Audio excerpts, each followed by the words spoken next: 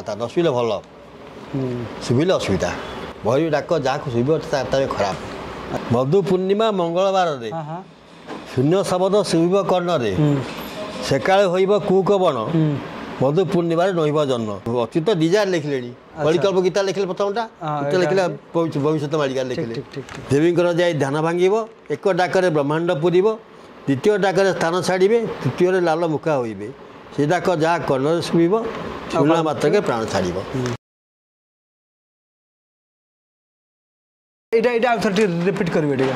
ମଧୁ ପୂର୍ଣ୍ଣିମା ମଙ୍ଗଳବାରରେ ଶୂନ୍ୟ ଶବଦ ଶୁଭିବ କର୍ଣ୍ଣରେ ସେକାଳେ ହୋଇବ କୁକ ବଣ ମଧୁ ପୂର୍ଣ୍ଣିମାରେ ରହିବ ଜନ୍ମ। ଏ ହେଉଛି ଷଷ୍ଠ ପଟଳ କଳିକଳ୍ପ ଗୀତାର ଷଷ୍ଠ ଅଧ୍ୟାୟ। 24 ଅଙ୍କ କଥା କୋଉଠି ଲେଖା ହେଇନି? 24 ଅଙ୍କରେ ପ୍ରମାଣ ଦେଇ ମୁଁ 24 ଅଙ୍କ କଥା। ମଧୁ ପୂର୍ଣ୍ଣିମା ହେଲା କାଲି କାଲି କେଉଁ ବାରେ? 23 ତାରିଖ ମଙ୍ଗଳବାର ସେୟା ଲେଖା ହେଇଛି ନା। ଆଚ୍ଛା ସବୁ ବର୍ଷ ତ ମଧୁ ପୂର୍ଣ୍ଣିମା ଦିନ ମଙ୍ଗଳବାର ପଡ଼ିବନି ନା। ଆପଣ ଚେକ୍ କରିଛନ୍ତି? ହଁ ପଡ଼ିବନି ଡଟ୍ କମ୍। ତେଣୁ ଏଇ 24 ହେଲା ଏଇ ଆସନ୍ତାକାଲିଟା ହେଉଛି ଲେଖା ହେଇଛି ସେ ବିଷୟରେ। ଆପଣ ଦେଖନ୍ତୁ ଆଶ୍ଚର୍ଯ୍ୟ ହୁଅନ୍ତୁ। ଦେଖନ୍ତୁ ଗୋଟେ ଜିନିଷ 500 ବର୍ଷ ତଳେ ଲେଖା ହେଇଥିଲା ଜିନିଷ 500 ବର୍ଷ ପରେ ମଧୁ ପୂର୍ଣ୍ଣିମାରେ ମଙ୍ଗଳବାର ପଡ଼ିବ। ହାଉ ଦେ କୁଡ୍ ପ୍ରେଡିକ୍ଟ ଇଟ୍ ସେଇଦିନ ଶବ୍ଦ ଶୁଭିବ। ତେଣୁ ସୁଡ୍ ବିଲିଭ୍ ଇଟ୍। ଏମିତି ତ ହେଇଥାଇପାରେ ଆଗରୁ ମଧୁ ପୂର୍ଣ୍ଣିମା ମଙ୍ଗଳବାର ପଡ଼ି ସାରିଥିବ ଶବ୍ଦ ବି ହେଇସାରିଥିବ ଯେହେତୁ ବର୍ତ୍ତମାନ ଏଇ ଯେଉଁ ଅନ୍ତିମ କାଳଟା ଆରମ୍ଭ ହେଇଛି। ଆଚ୍ଛା ସେଇ କାଳ ବିଷୟରେ ଲେଖା ହେଇଛି ଏଇଟା। ଆଚ୍ଛା ଯେତେବେଳେ ଆମେ ଦେଖୁଛନ୍ତି ଯେତେବେଳେ ଅନ୍ତିମ ସମୟରେ ଚାଲିଛି ଭୈରବଟା କେତେବେଳେ ଦିଏ? ଅନ୍ତିମ ସମୟରେ ଅନ୍ତିମ ସମୟ ଆରମ୍ଭ ହେଇଛି। ଆମେ ଭାଇ ଏଇ ପିରିୟଡ଼ ପାଇଁ କହିଛନ୍ତି 24 ରୁ 29 ଆଗ କଥା କହିନାହାନ୍ତି 18 ବର୍ଷ କଥା କହିନାହାନ୍ତି। ଆଚ୍ଛା ଆଚ୍ଛା ଠିକ୍ କଥା।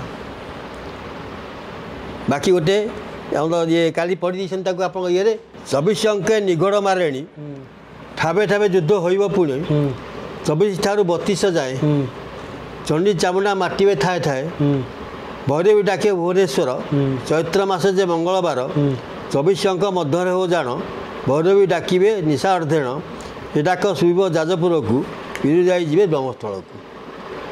ଦେବୀଙ୍କର ଯାଇ ଧ୍ୟାନ ଭାଙ୍ଗିବ ଏକ ଡାକରେ ବ୍ରହ୍ମାଣ୍ଡ ପୁରିବ ଦ୍ୱିତୀୟ ଡାକରେ ସ୍ଥାନ ଛାଡ଼ିବେ ତୃତୀୟରେ ଲାଲ ମୁଖା ହୋଇବେ ସେ ଡାକ ଯାହା କର୍ଣ୍ଣରେ ଶୁଭିବ ଶୁଣିଲା ମାତ୍ରକେ ପ୍ରାଣ ଛାଡ଼ିବ।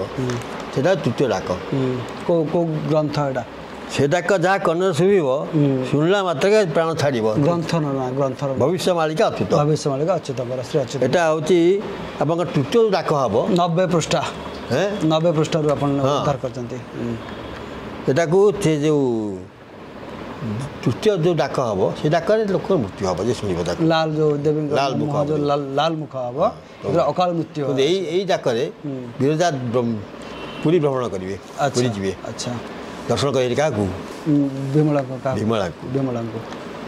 ବିମଳା ହେଉଛନ୍ତି ହେଡ୍ ନା। ଆଚ୍ଛା ବିରଜା କିଏ କ'ଣ? ବିରଜା ହେଉଛନ୍ତି ଦୁର୍ଗା ମାତୃଶକ୍ତି। ହଁ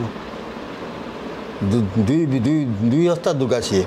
ଗୋଟେ ହାତରେ ଧରିଛନ୍ତି ୟାର ସିଂହ ମହିଷୀ ଲାଙ୍ଗୁଳକୁ ଆଉ ଗୋଟେ ଧରିଛନ୍ତି ବର୍ଷା ମାରିଛନ୍ତି ତାକୁ। ଏ ହେଉଛି ବିରଜାଙ୍କର ମୂର୍ତ୍ତିର ବିଶେଷ। ଦୁଇ ହାତ ଦୁର୍ଗା କୋଉଠି ପୂଜା ହେଇନାହାନ୍ତି ଏପର୍ଯ୍ୟନ୍ତ ଓନ୍ଲି ବିରଜା।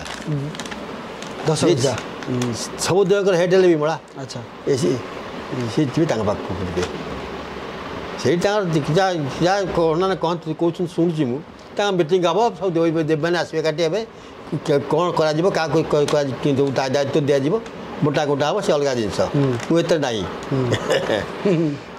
ସେଟା ପ୍ରମାଣ ଦେଇପାରିବି କାହିଁକି କହିବି ଅନସିଲି।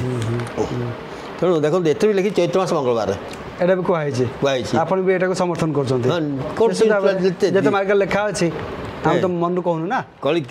ଅଚ୍ୟୁତ ଡିଜାର୍ ଲେଖିଲେଣି କଳିକଳ୍ପ ଗୀତା ଲେଖିଲେ ପ୍ରଥମଟା ଗୀତା ଲେଖିଲେ ଭବିଷ୍ୟତ ମାଳିକା ଲେଖିଲେ ଟୋଟାଲ୍ ସେମ୍ ଜିନିଷ ଲେଖିଲେ ସେମ୍ ବାର ସେମ୍ ଟାଇମ୍ ଲେଖିଲେ।